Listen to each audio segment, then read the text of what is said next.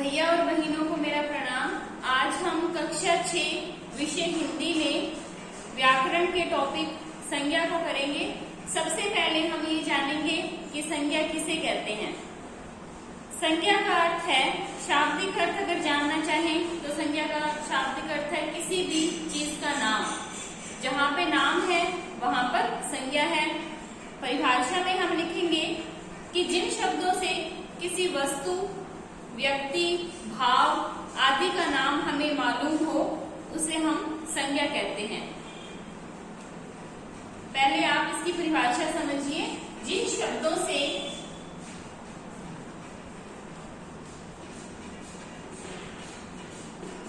किसी व्यक्ति,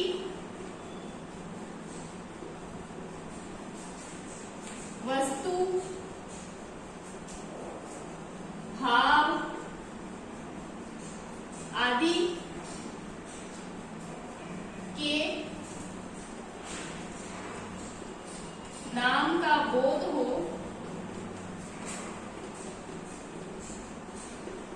उसे संज्ञा कहते हैं।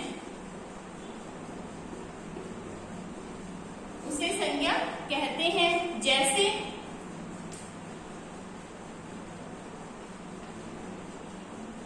राम, मेज, पुस्तक, श्री विजयनगर, बुढ़ापा आदि। यहां देखिए परिभाषा में कि जिन शब्दों से किसी व्यक्ति, वस्तु, भाव, स्थान भी आदि के नाम का बोध हो उसे हम संज्ञा कहते हैं। कैसे? जैसे राम किसी का नाम है, मेज को हम मेज कहते हैं, पुस्तक एक नाम है, श्री विजयनगर एक स्थान का नाम है, बुढ़ापा एक भाव है। ये सब चीजें जहां पर हो वहां पर संज्ञा होती है। अब हम ये जानेंगे कि संज्ञा कितने प्रकार की होती है। संज्ञा के 3 भेद होते हैं। संज्ञा के 3 भेद होते हैं। पहला है व्यक्तिवाचक संज्ञा, दूसरा है जातिवाचक संज्ञा और तीसरा है भाववाचक संज्ञा। संज्ञा की जो है वह 3 भेद हैं। व्यक्तिवाचक संज्ञा, जातिवाचक संज्ञा और भाववाचक संज्ञा। अब हम ये देखेंगे कि व्यक्तिवाचक संज्ञा किसे कहते हैं, जातिवाचक संज्ञा किसे कहते हैं और भाववाचक संज्ञा किसे कहते हैं। सबसे पहले व्यक्तिवाचक संज्ञा। व्यक्तिवाचक संज्ञा में हम ये पढ़ेंगे कि जहां पर किसी विशेष व्यक्ति, वस्तु, स्थान आदि का नाम हो वहां पर व्यक्तिवाचक संज्ञा होती है। जहां पर नाम ना हो वहां पर व्यक्तिवाचक संज्ञा नहीं हो सकती। किसी भी वस्तु, व्यक्ति, स्थान आदि का नाम जहां पर है वहां पर कौन सी संज्ञा है? व्यक्तिवाचक संज्ञा है। वस्तु में मेज, कुर्सी, ब्लैक बोर्ड ये सब चीजें क्या है? वस्तु है और हर वस्तु का एक नाम होता है। जहां पर जिस वस्तु का नाम है वहां पर व्यक्तिवाचक संज्ञा है। व्यक्ति में किसी भी व्यक्ति का नाम, जैसे राम, सीता, गीता, नीरज, जो भी नाम है व्यक्तियों के वहां पर व्यक्तिवाचक संज्ञा है। उसके बाद है स्थान। स्थान में जैसे गंगानगर, सूरतगढ़, विजयनगर, हनुमानगढ़, ये क्या है? स्थान है और स्थानों के नाम होते हैं। जिस भी चीज का सही एक नाम है वह नाम उसे अपनी पहचान देता है, वहां पर व्यक्तिवाचक संज्ञा है। अब दूसरे नंबर पर है जातिवाचक संज्ञा। जातिवाचक संज्ञा में हम ये पढ़ेंगे जहां पर किसी एक विशेष जाति का बोध होता है वहां पर जातिवाचक संज्ञा होती है। जहां पर किसी एक जाति का बोध होता है वहां पर जातिवाचक संज्ञा होती है। जैसे अगर हम इसका उदाहरण देखें तो जाति का अर्थ क्या है? जैसे फूल जो है, अगर हम नाम लें फूल, फूल जो है एक जातिवाचक संज्ञा है। क्यों? ऐसा क्यों है?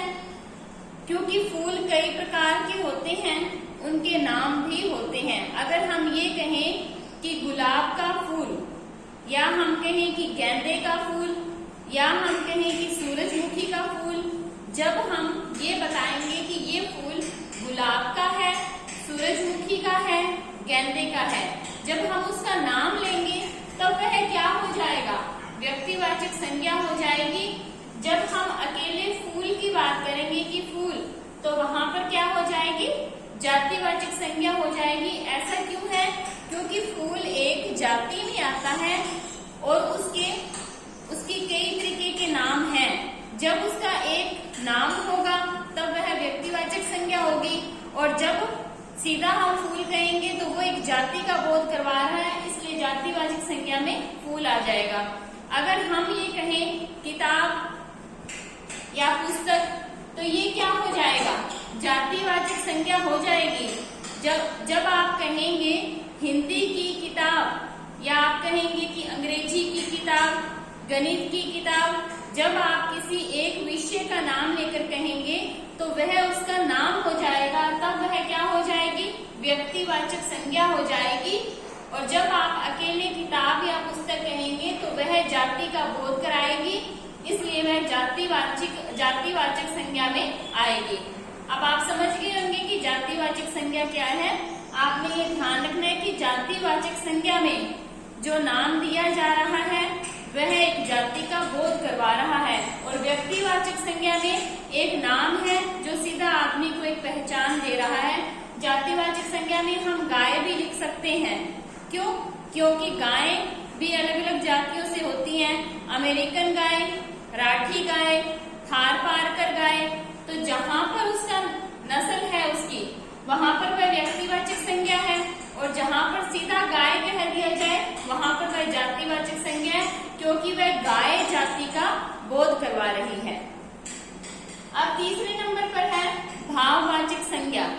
भाववाचक संज्ञा, जैसे कि नाम से ही पता लग रहा है कि इसमें भाव का बोध होता है। इसमें क्या होता है? भाव का बोध होता है। इसमें भाव इस तरीके से रहेंगे: मित्रता, बुढ़ापा, अमीरी, गरीबी, मनुष्यता, ये जो भाव हैं वह भाववाचक संज्ञा में रहेंगे। जैसे जवानी, बुढ़ापा, अमीरी, गरीबी, इस तरीके के जो भाव हैं वो कहाँ रहेंगे? भाववाचक संज्ञा में रहेंगे, क्योंकि ये सिर्फ किसका बोध करवाते हैं? भाव का ही बोध करवाते हैं। अब आप समझ गए होंगे कि संज्ञा क्या है? किसी व्यक्ति, वस्तु, विशेष स्थान आदि का नाम का बोध हो वहां पर संज्ञा होती है। संज्ञा के तीन भाग हैं: व्यक्तिवाचक, जातिवाचक और भाववाचक। व्यक्तिवाचक में किसी वस्तु, व्यक्ति, स्थान आदि का नाम है। जब हम इनका नाम देखेंगे कि यहाँ पर ये नाम से अपनी पहचान दे रहे हैं, वहां पर व्यक्तिवाचक संज्ञा है।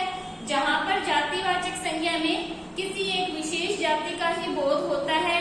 जैसे मैंने आपको बताया, गाय, फूल, पुस्तक, इन सब चीजों से हमें क्या है? किसी एक जाति का ही पता लगता है, उसके नाम का पता नहीं लग पाता। जब उसका नाम आता है तब वह व्यक्तिवाचक संज्ञा में आ जाती है। एक विशेष जाति के बोध कराने वाले शब्द जातिवाचक संज्ञा में आते हैं। भाववाचक संज्ञा में हमें भाव का बोध होता है, ये भाव मन के भाव हैं एक तरीके के, जवानी, बुढ़ापा, अमीरी, गरीबी, इस तरीके के जो शब्द हैं जो क्या है हमारे मन से उत्पन्न होते हैं किसी और के लिए, तो ये क्या है भाववाचक संज्ञा में आते हैं। आज आपने व्याकरण में संज्ञा को पढ़ा है। आपका जो गृह कार्य रहेगा वह यही रहेगा कि आप हिंदी व्याकरण की नोटबुक में संज्ञा को करेंगे। आज के लिए इतना ही।